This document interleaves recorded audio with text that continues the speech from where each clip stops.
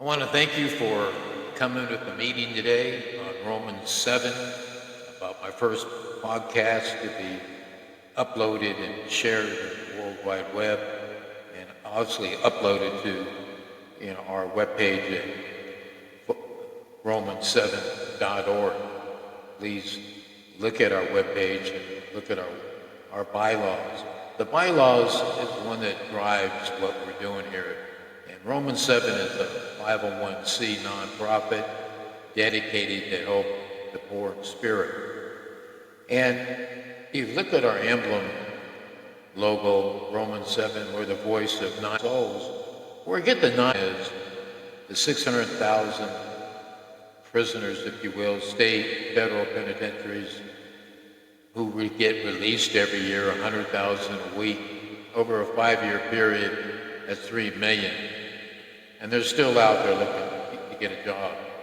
I know that from personal experience, that if you have a felon,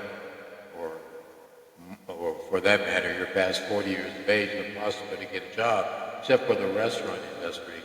And they hire you to keep you under 40 hours a week, knowing that they have slave labor and make you work with 2 people. But that's not a sustainable job. And there's 771,000 homeless in the United States, and a third of them, 250,000, have family, and they're homeless, either in tents or bars, or they can't afford rent. And there's 400,000 orphans placed in homes, and 100,000 children in state homes wait to be placed. And at any given time, there's about 18,000 aging out children, 18 years of age, leaving the system or running away. 67% of the women in the sex trade. And there's 5 million senior citizens who are making less than $1,000 a month SSI, and rents in the United States are $1,500 a month, $1,700 a month, so they can't afford, rent. And that's what the 501c nonprofit is about finding solutions. And we're looking at the 600,000 prisoners, 3 million prisoners, and the homeless, and with the thought being that if you're not getting hired, which you're not getting hired, then you hire yourself. So we'll teach you to be self-employed. There's a lot of federal state programs. I've done some of them. There's EPA $10,000 grant, learn how to be a gas whopper, environmental cleanup, and paralegal, another $10,000 grant. And then from there, trying to get a job is practically impossible. But we're here to help you get the business license, teach you marketing, hook you up to the state, federal, like truck driving, get your own business going there. And I noticed that recently we put a new garage door on our place, and then I noticed that the gentleman did it all himself, got it done in the AM in the morning. And then people can be trained to do pest control. People can be trained for senior citizen care. People can be trained to put up garage doors, open up your own business. And then you can get a job. That word can get a job. And the orphans, I want to work with the aging out in the United States, the 18-year-olds or running away from the foster care or whatever, and dealing with the 18-year-olds aging out of the foster care or orphan system, and then work with the military and get them in the military, because I'd done that too when I was 18, 17, because I realized that where my environment wasn't kosher, and then the military helped me out, got the GI Bill. So that's what Romans 7 is, take that void, and also when the senior citizens, buy these 40-acre parcels, start putting up manufacturing homes, with $450 a month rents, supported by Section 8 housing, yada, yada, yada. But there again, that's for affordability for senior citizens. But that is Romans 7. That's what is driving what this podcast is today. And this podcast today is entitled Jesus Social Hour. And my goal is to each week talk about the books of the Bible. There's 66 of them. There's 39 in the Old Testament, 27 in the New Testament, and the Catholic Bible has more than that. And the Bible was written about 1400 BC before Christ, and it was written predominantly by Moses. And that's a historical narrative on the Bible. And when you get into Moses writing the Old Testament, you have to understand he had to have the book of Enoch. And that was like 16,000 BC, so almost 10,000 years before Moses was into the picture. He had that book of Enoch. The reason that's important, because 10,000 years before Moses, in the book of Enoch, the Adam and Eve story, the Garden of Eden, and the apple of the tree getting thrown out of the Garden of Eden, and now death is in the picture, and then man and women both know evil and good, and so in the book of Enoch it talks about the flood, Noah, the fallen angels, about cleansing the earth, and then names the fallen angels, the watchers. And interesting enough, in the book of Enoch, 10,000 years before Moses, the Messiah, which is Jesus, was mentioned in his 1,000-year reign. And when you look at Genesis and you start, you notice up front, they talk to each other. God talks to the angels. So, the firstborn was Jesus. And so it looks like God was involved with creating the universe, earth, and everything through Jesus. And the angels were there before any creation even happened. From there, we're going to get into, the Genesis historical outlook. I'm not going to get so involved in book and verse. Get your Bibles and that can validate everything that I've been talking about. What's interesting about Moses, when he was born, they floated down a river, and Pharaoh's daughter, Batya, B-A-T-Y-A, took him out of the river, bring him in the royal household, and taught him all the sciences. But the Pharaoh's daughter, she was the firstborn. And why I find that intriguing is that one of the plagues was killing the firstborn. And Pharaoh's daughter, Batya, was the firstborn, and God didn't destroy her. In fact, she left Moses when he left Egypt.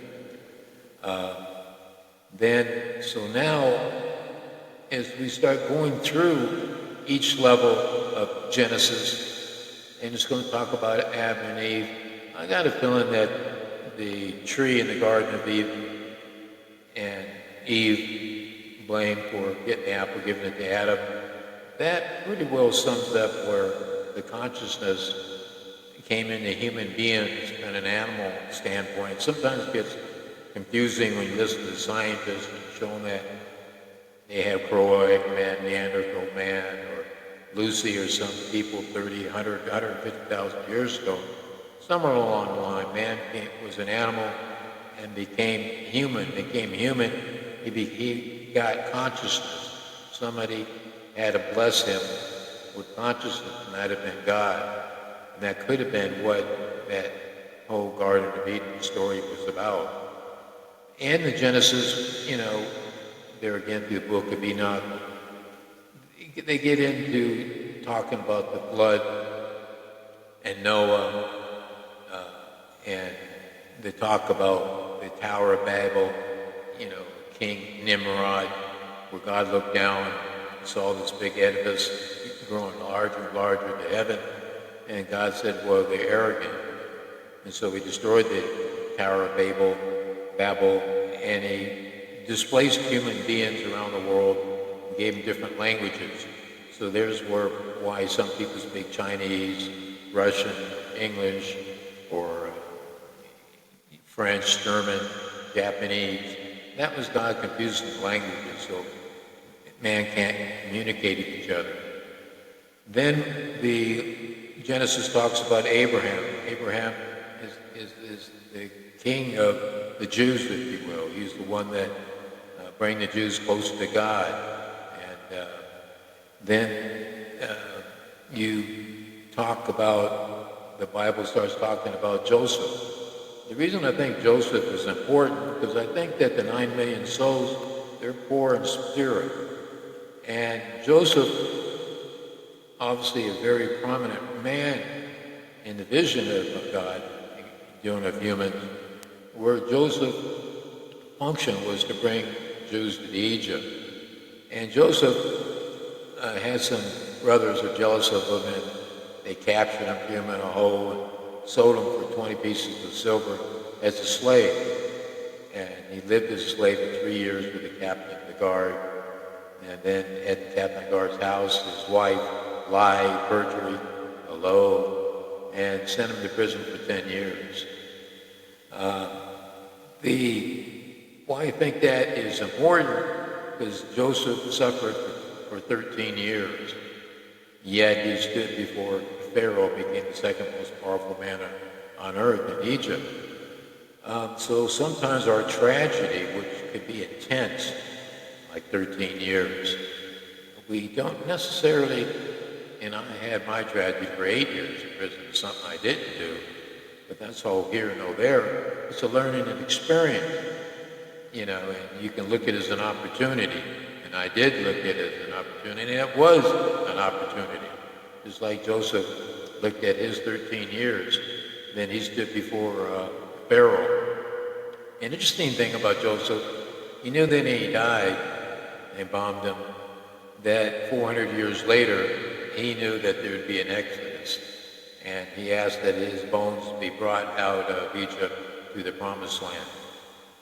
Now, at the end of Joseph's career, and after his father died, his father's name is Israel, his brothers feared that it's going to be retaliation. When he's a child, he was sold into slavery by them. But he gathered them together, his brothers, and he told them, but as for you, sought evil against me, but God meant it to be good to save many. So that explains your prison journey, or your homeless journey, or sometimes not enough income to retire.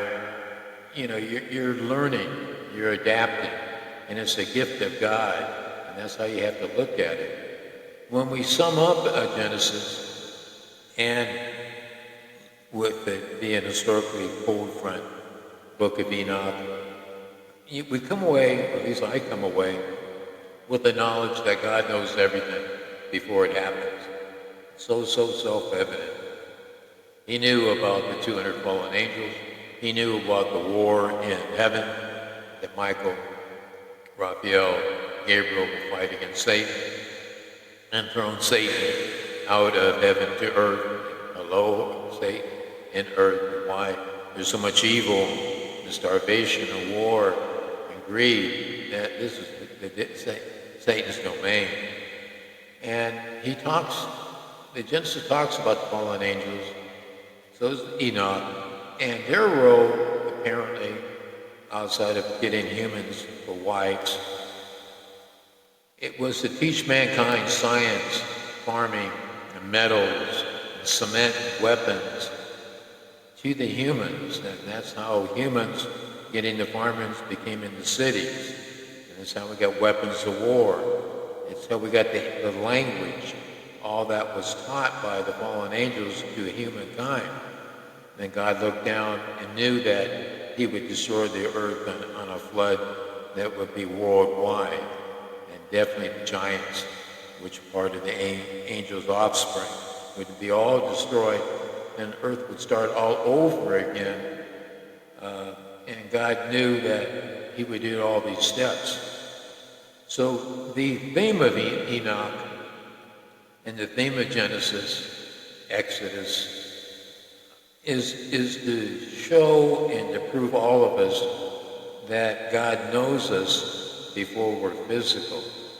We're born spiritual, and we're physically going to die and then we're going to be spiritual one more time, and then be raised before Jesus in Judgment Day. But it's this battle of prison. I've noticed that in prison, I would say 70% everybody was doing spice and meth.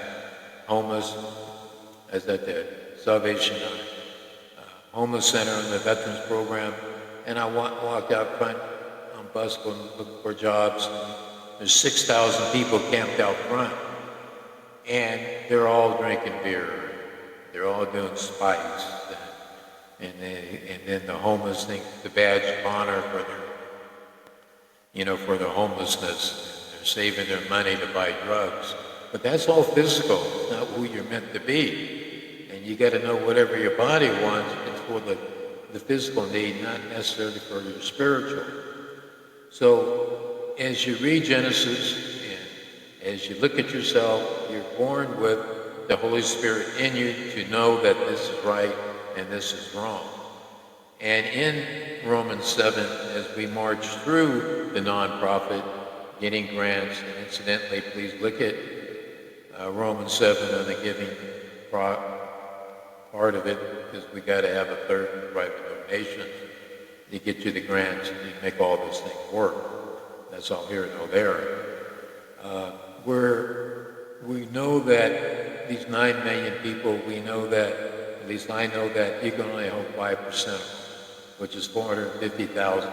That's who we're going to zero in on, and then help them get a job by hiring themselves, building affordable housing for senior citizens, and working with the 18-year-olds off and out of the orphanage type, orphan type scenario, working with the military, get them in there as the safety, and then let them have the GI Bill, educational formats, and that's what Romans 7 is all about. I want to thank you very much for letting me babble on.